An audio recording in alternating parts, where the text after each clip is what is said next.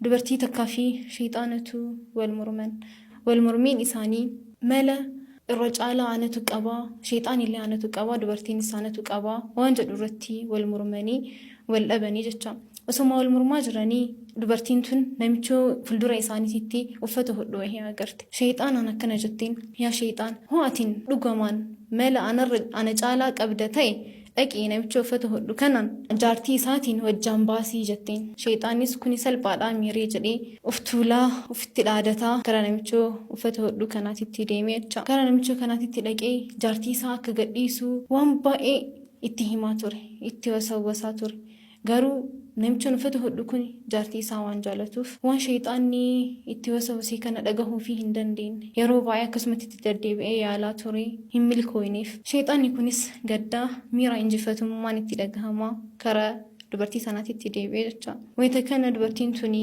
gammaddee amma ana laali jetteen karaa namicha uffata hodhu kanaatti itti deemtee jechuudha.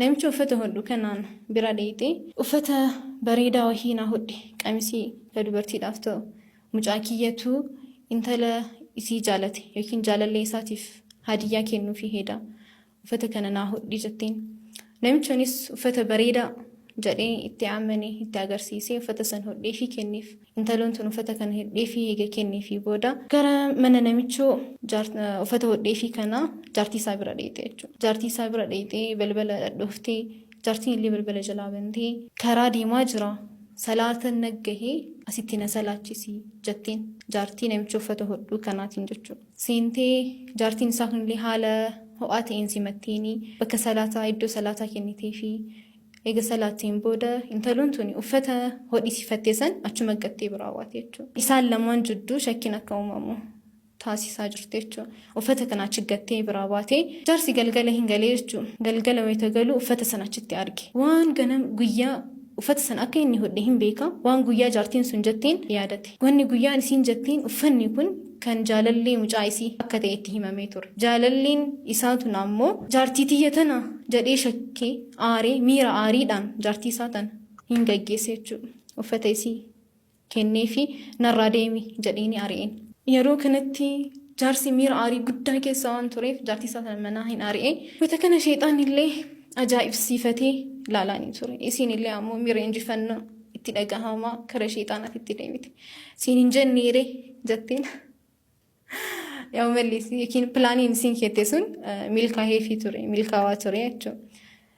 Wayita kana ammallee taa'ina laale asitti hin geessine jara lamaan walitti deebisaa jetteen.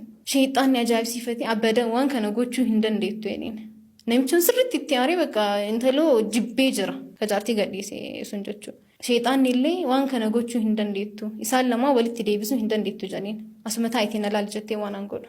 Ammallee hin deemtee namicha uffata hodhu kana bira hin dheeyxee hin dubbisteeni uffata gaaf kaanii naa hodhite sanbar karaarra salaanni natti gahee mana intaloo hii goree salaatee uffata sana achitti dagadhee biraa bahee jetteen. Namichuun achi ka'u taalee ka'e. Uffata biraa naa hodhii isiin jettuun deebisuu miti waan godhe waan beekuuf taalee ka'ee gara mana warra haadha warraa isaa dhaqee haadha warraa isaa deeffatee jechuudha. Wayita kana sheexaanni ajaa'ibsiifatee yaa sayyidatii ana tilmiiduki yaa gooftaa tiyya ani barataa keetii jedheen jedhamaa jechuudha.